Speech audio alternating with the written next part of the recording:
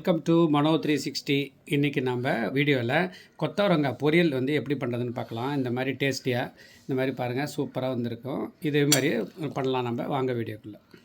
கொத்தவரங்காய் பொரியலுக்கு என்னென்ன வேணும்னா, கொத்தவரங்காவை இது மாதிரி பொடியாக நறுக்கி வச்சுக்கணும். ஃப்ரண்ட்லேயும் அந்த லாஸ்ட்லேயும் கட் பண்ணிட்டு சின்னதாக கட் பண்ணிவிட்டு இந்த மாதிரி அழகாக அரிஞ்சு வச்சுக்கோங்க. அப்புறம் நல்லா சின்ன வெங்காயம் ஒரு 20 சின்ன வெங்காயத்தை இது பண்ணி வச்சுருக்கேன். அப்புறம் கருவேப்பிலை, பூண்டு இதை தட்டிப்போம். இதுதான் வந்து இதெல்லாம் தேவையான பெருங்காயத்தூள். இப்போ வந்து இதெல்லாம் தாளிக்கிறதுக்கு கடுகு, உளுத்தம்பருப்பு, கடலைப்பருப்பு, காஞ்ச மிளகாய் இது தாளிக்கிறதுக்கு. இது வந்து தேங்காய் அரைக்கிறதுக்கு. நைஸா அரைக்க கூடாது, சும்மா அப்படியே லைட்டா அந்த கிரைண்ட் பண்றது குறக்குறன்னு அரைச்சிக்கணும். அதுக்கு வந்து தேங்காய், ஒரே ஒரு பச்சை மிளகா, ரெட் சில்லி பவுடர் வந்து 1 ஸ்பூனு, சீரகம் கொஞ்சம், இது மட்டும். இதை வந்து அப்படியே அரைச்சிட்டு வந்து தண்ணி விடாத பல்ஸ்ல போட்டு அரைச்சி வச்சுக்கணும். அதாங்க பொறுன்னு அரைச்சிக்க வேண்டியது தேவையானது. இப்ப என்ன பண்றேன், இந்த பாருங்க, தண்ணி வந்து அடுப்புல வச்சிருக்கேன். தண்ணி கொஞ்சம் கொதிச்ச உடனே இது போட்டுக்கோங்க. கொஞ்சோண்டு இந்துப்பு போட்டிருக்கேன். எதை சால்ட்டும் போட்டுக்கலாம், இந்துப்பு போட்டுக்கிறேன். நான் இந்துப்பு போட்டுருக்கேன். இது வந்து கழுவி வச்சிருக்கேன். ஒரு நிமிஷம். இதை நீங்க அப்படியே போட்டுக்கலாம்.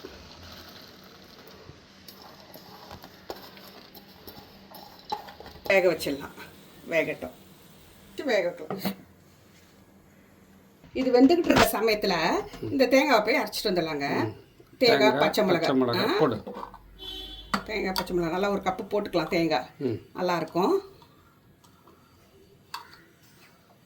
சீரகம், ரெட் சில்லி பவுடர்,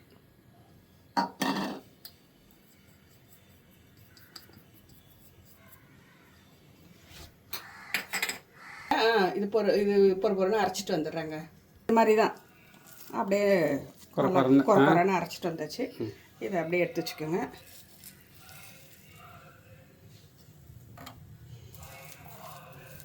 வச்சு எடுத்தாச்சுங்க.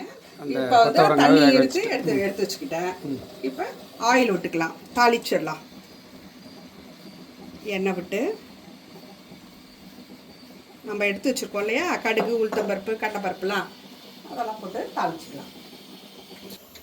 எண்ணெய் ஊற்றி உளுத்தம்பருப்பு போட்டுக்கோங்க, கடலைப்பருப்பு, கொஞ்சோண்டு சீரகம், ஒரு காஞ்ச மிளகாய்,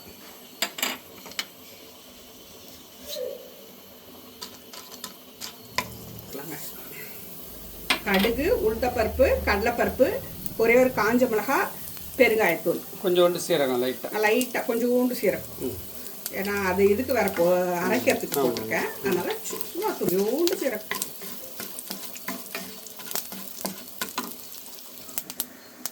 வெங்காயமும் சின்ன வெங்காயத்தை போட்டுக்கலாம். அரிஞ்சு வச்சதை போட்டுக்கோங்க. கருவேப்பிலை போட்டுக்கோங்க. பூண்டு தட்டிட்டு வந்துடுறேன். பூண்டு தட்டி போட்டுக்கலாம். பூண்டை தட்டி போட்டுக்கலாம்.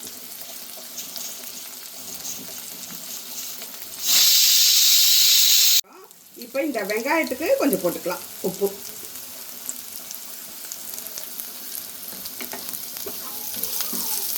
இப்படி நல்லா வதங்கின உடனே இந்த காயை, வேக வச்ச காயை போட்டுக்கலாம்.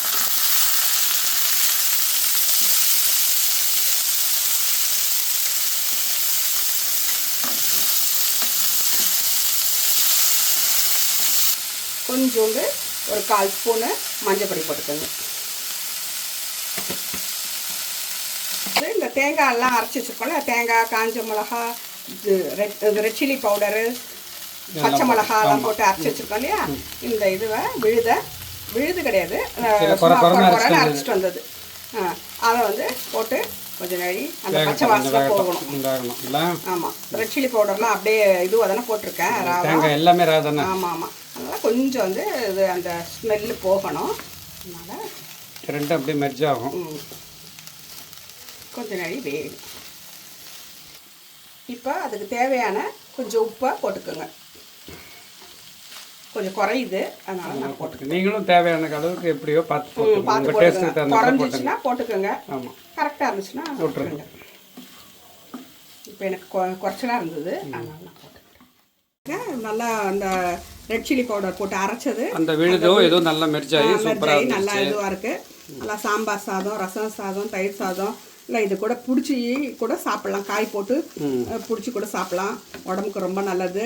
இப்படி செஞ்சு கொடுத்து பாருங்கள், சாப்பிடுங்க. இது நீங்களும் செஞ்சு பாருங்கள். கமெண்ட் பண்ணுங்கள், சப்ஸ்கிரைப் பண்ணுங்கள்.